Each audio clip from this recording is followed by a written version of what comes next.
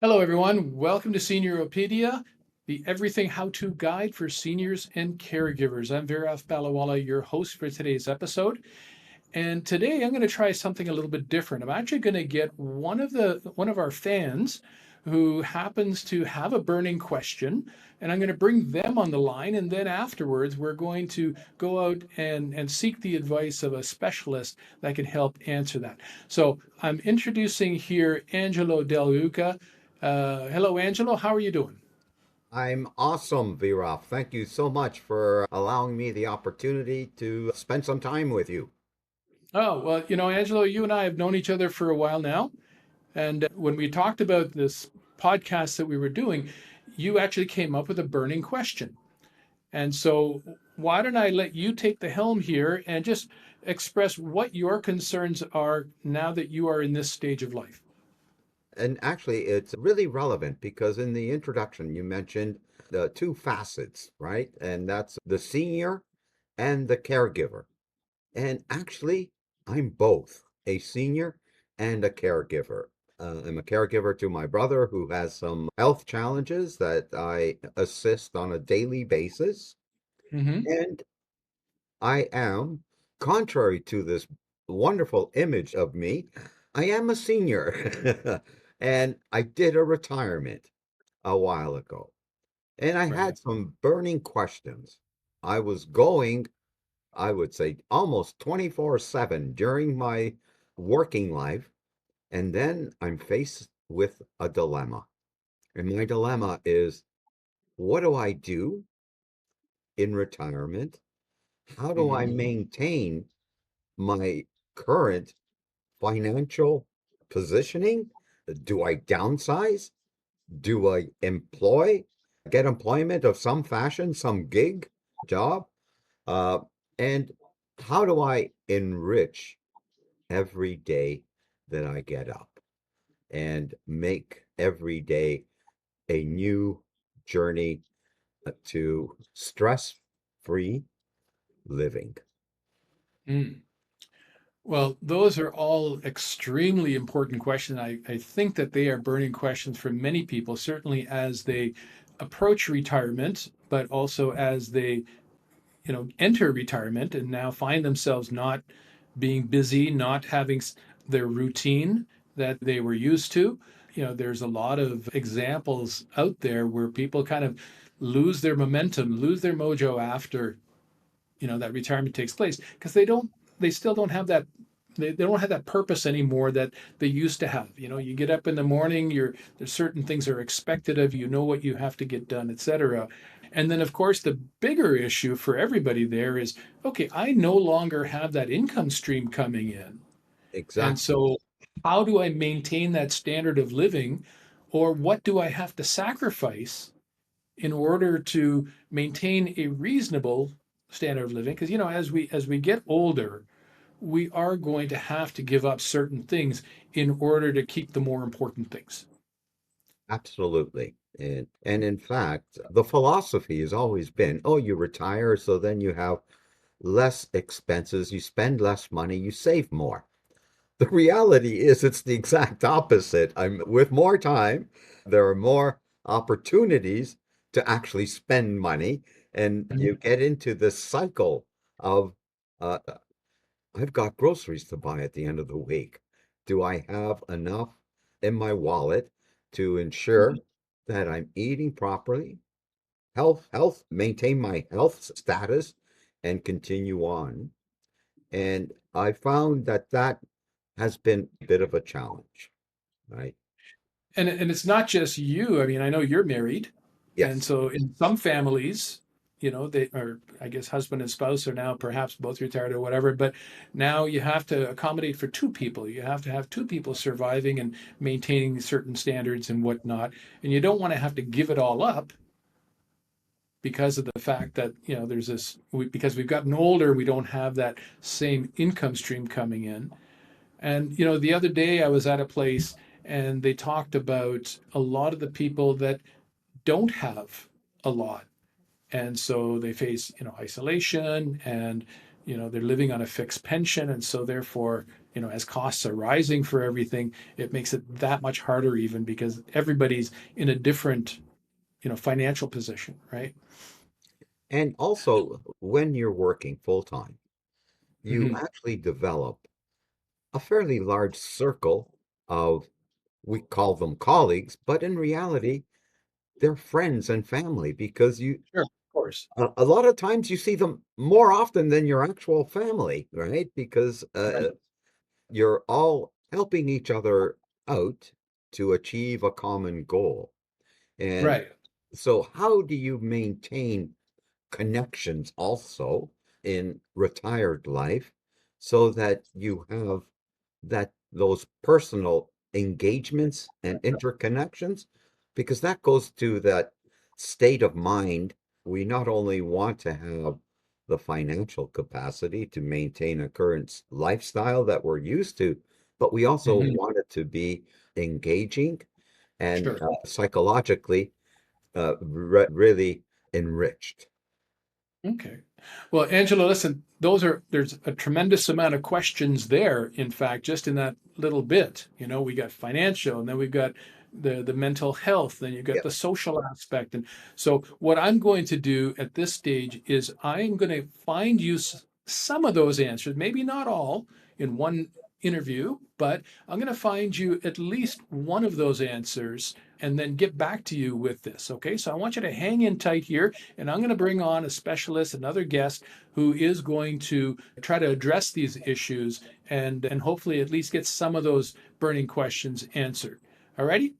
So, Angela, just hang on a second. I've got somebody else on the line here. I've got Will Rogers from Ameriprise Financial. He's a certified financial planner in business for about 35 years, has hundreds of clients, and he specializes in the seniors market. So he knows exactly what you're talking about, what kind of things that you're running into. So, Will, hi. Let me bring you on here. Yeah.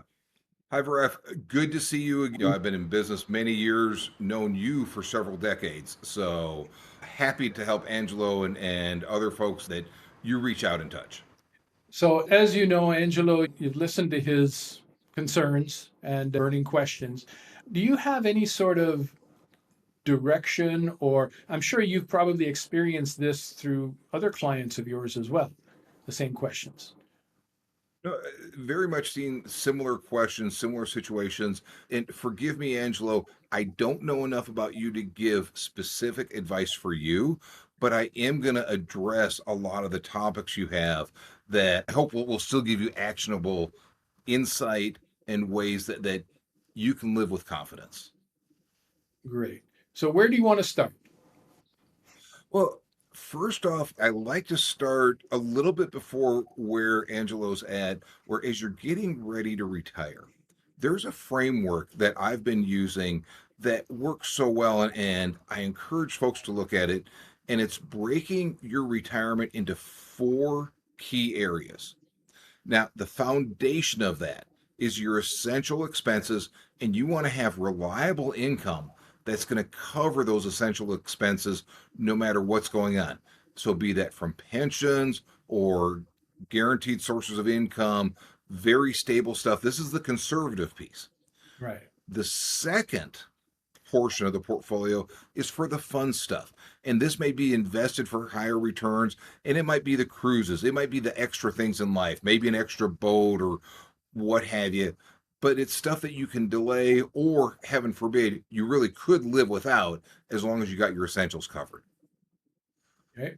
If you've got your essentials and then the fun stuff covered, most of my clients do worry about that rainy day. Angelo's taking care of his brother. What if you needed care more than you or your spouse or family can provide? Do you have a plan to take care of that? And that plan does not equate to a long term care policy. It might be a part of it, but who's going to provide your care? Do they have the legal power to make medical decisions on your behalf? Have you expressed your wishes to them? So, do you have a plan and then resources to kick in the event of the unexpected? And then finally, the big one, which also ties into having purpose and meaning in life, is what kind of legacy do you want to leave? What kind of impact do you want to make in this world? And making sure you're making your gifts in alignment with that today. but then you also have your wills and beneficiary designations updated so that in the event of your death, your money goes where you want it to go rather than going to the government or attorneys or other places. This is all Of before the retirement. This is all kind of planning for retirement. Is that right? Yes, yes, that is how we help our clients live a confident retirement. So when you're there, we make sure you've got money for your everyday expenses, the fun stuff. If the unexpected happens, you've got a parachute, and then taking care of those that you love. So if you go in with that framework, that will prevent you from being in situations where you're like, oh, mercy, now I got to figure out something to do because I don't have enough to go to the grocery store. That that's what we try to prevent and how we want to have our folks just live a confident life. Hmm. Okay. And so now you've got that planning done. You've gone through, you've pulled the trigger, you're now retired. You're waking up every day saying, okay, what do I do today? How and I don't have that paycheck coming in again. So how would you, in general, provide direction to your clients? As you're looking at your expenses, one of the biggest things that I encourage people to do is to make sure the places they're spending their money bring value. And there's some obvious things that folks might be able to cut back on. It might be travel, or there might have been online subscriptions where they've got movies and stuff that they don't need as much. The black holes of the budget tend to be the stores, and I can't name them by name, but there are certain places that you can just go online and you can buy everything from food for your dog, food for yourself, yard tools, games for your grandkids, anything, and it just shows up on this one bill, and it cloudies up the budget. You're not knowing how much you're spending on your essentials versus those extra things that perhaps you do not need. So being very intentional about spending is the very first thing that I have. Hmm. The second part is looking at expenses that might possibly be delayed. One of the things that is a big expense for many of my clients is their car. And instead of getting a replacement car as frequently, if cash flow were to be tight, it may be appropriate to suggest let's delay that purchase. Yes, we may put some money into repairs for that car, but delaying a few years can help. If you've got a travel experience that you're looking forward to, but if cash flow's tight, delaying that travel experience. So delaying expenses. So that's the cost side. There's another series of costs that I encourage folks to get ahead of, and that's with income taxes. Most retired clients still have to pay income taxes, and many of them are forced to pay taxes on required distributions and other monies that they're required to take whether they need it or not.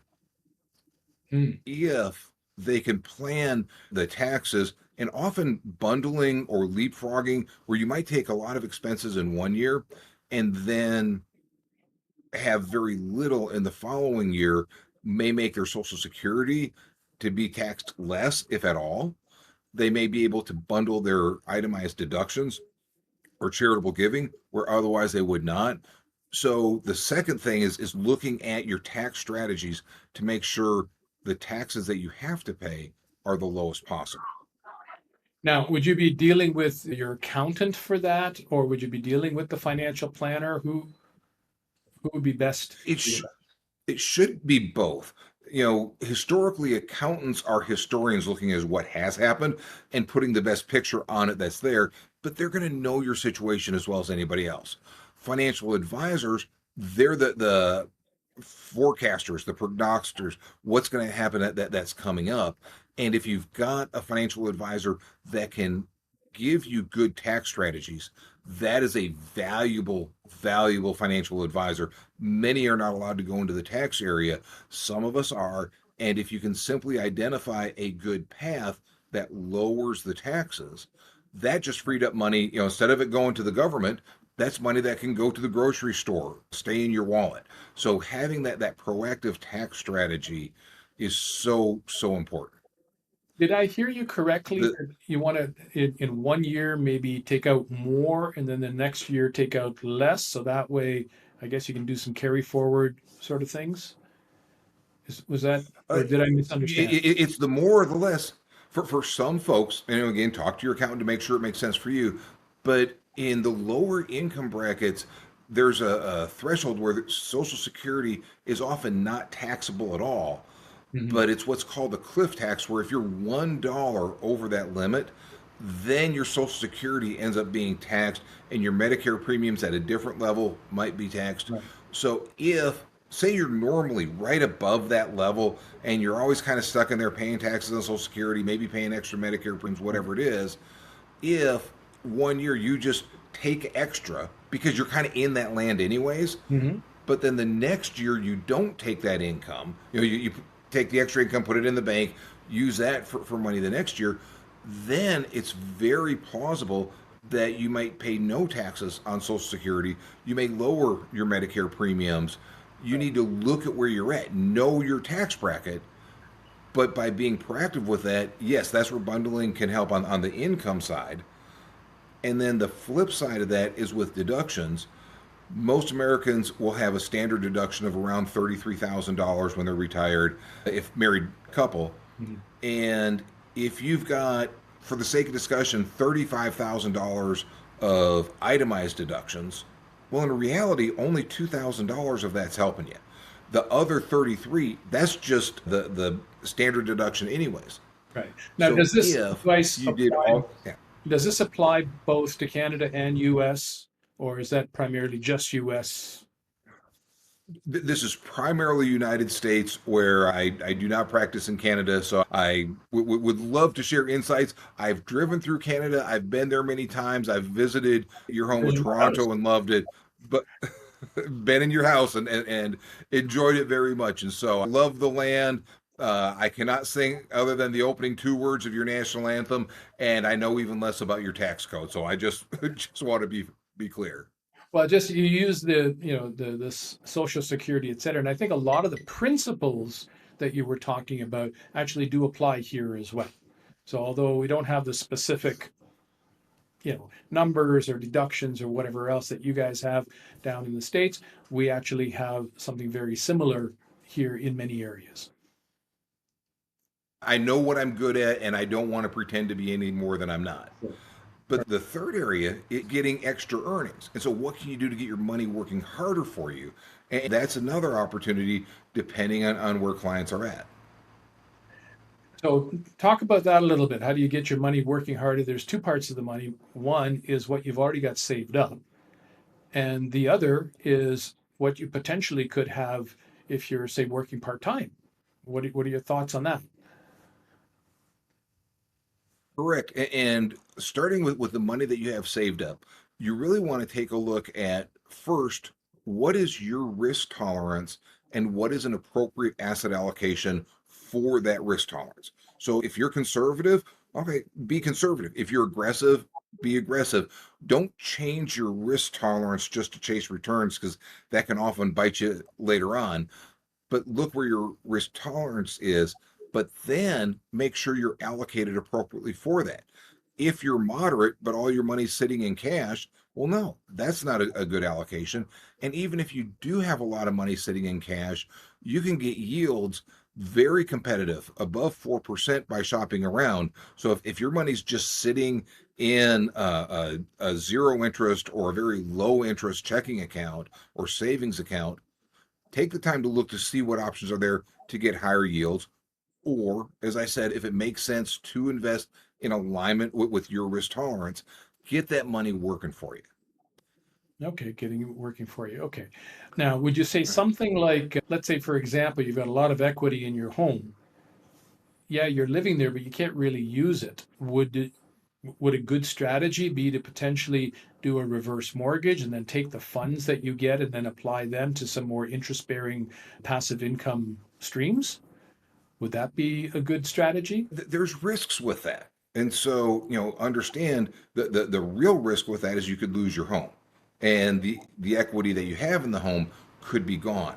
So as you're looking at that, if there's nobody else that you want the home to go to, and you'd be Mhm. able to cover the property taxes, the maintenance, and all the other requirements, then that could be an option to have it where you're covering the expenses that you have with some of that money and leaving what's in your portfolio to actually earn a higher rate. So instead of having to cash out the portfolio, use the reverse mortgage for your living expenses and allow your portfolio to grow and work for you.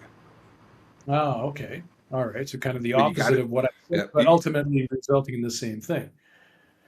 Because there are some, lower get risk type of investments that you can make, right? Like lending money out on real estate deals and things like that. You can make 10, 15% of a return on that, and your money is working for you, and somebody else is doing all the work. well, it's there, and here's what I've seen with all of that is all of these returns are there until they're not. And so as you're looking at some of the private placement opportunities or real estate opportunities, if if you think you found something that will solve all your problems overnight, talk to somebody else about it and just vet it to make sure that you're not being taken advantage of. But getting that money working harder for you and looking for those opportunities that you've got in your backyard can often give you the chance to get higher earnings on your portfolio. Yeah. Okay, excellent, excellent. And then, so I've got a friend who's retired, and just to kind of keep himself busy, he ended up getting a part-time job, and he works maybe 2 days a week in a retail store. And so he's got a little bit more cash flow coming in. So he's not totally dependent on his, pension or savings, whatever he's got left. So what do you tell people about that? I am a very strong advocate of employment in retirement through your 70s. My happiest, healthiest clients have found some type of employment, and it's rarely their normal day job that they had, that they retired, but they found something that just speaks to their heart, or they're with people that they enjoy, and they're having a good time with people that are reliable, and they're getting something done. They're using their unique skills and talents to improve the world. And oh, by the way, they get a little bit of money on the side. Uh, Mhm. Angela was talking about very beautifully the camaraderie and the relationships that you have. And when you're with these people, you're often with them more than family. If they're people you want to be with, that can be a really good thing. And so finding that, and he'd also mentioned when retiring, you got all the spare time and it's very easy to spend money. Work is cheap entertainment. If it's something that you love doing, work is cheap entertainment. I had a retail grocery client So years yes, ago. I Everybody in their senior management was retiring all around the same time, and they all ended up getting jobs at the local golf club, right? So there'd be marshals or whatever it is. So that way they could play for yeah. free, drive around in the carts, and just had a heck of a time. That's the way we should retire. Yes. So And they're Will, getting out there engaging with people. exactly what Angelo you were saying with regards to their colleagues, and do you want to what do you want to sacrifice there as far as time with them and things like that as well. So this gives you an opportunity to do a little both, right? They get a little bit of money coming in because they're doing this part-time stuff, they're doing what they enjoy, in this case playing golf or whatever it was, and they're still hanging out. So what a great way to be. So Will, thank you very much for being here and providing Angelo with some very valuable advice. So, Angelo, what did you think of Will's advice?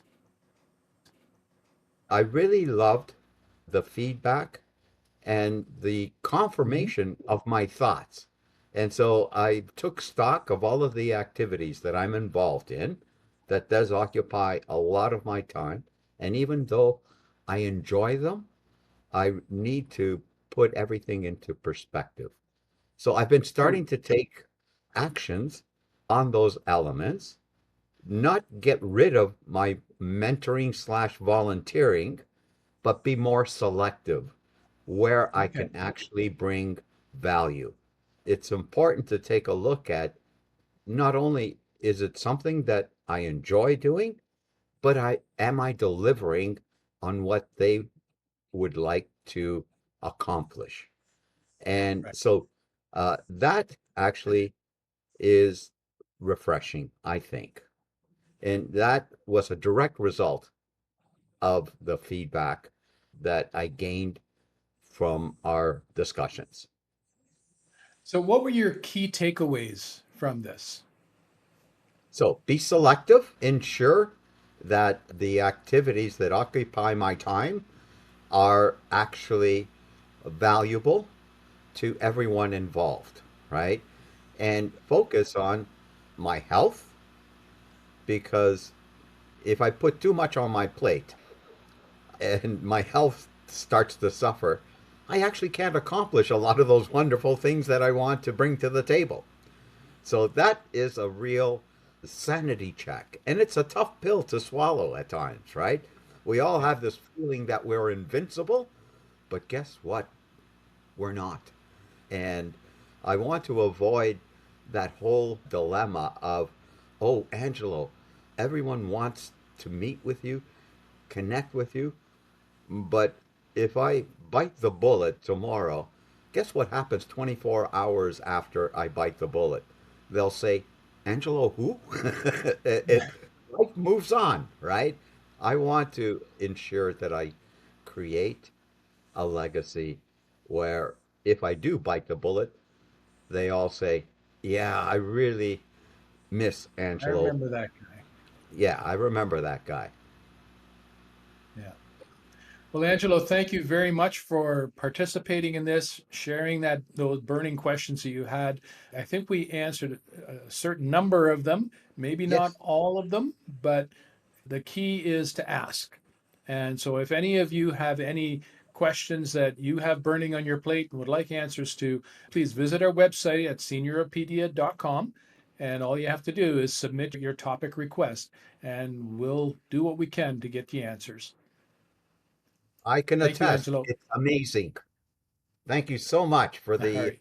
opportunity and the pleasure. Take care. Bye bye. Bye bye. If you like this episode, then subscribe, like, share, and most importantly, register for upcoming notifications at SeniorOpedia.com.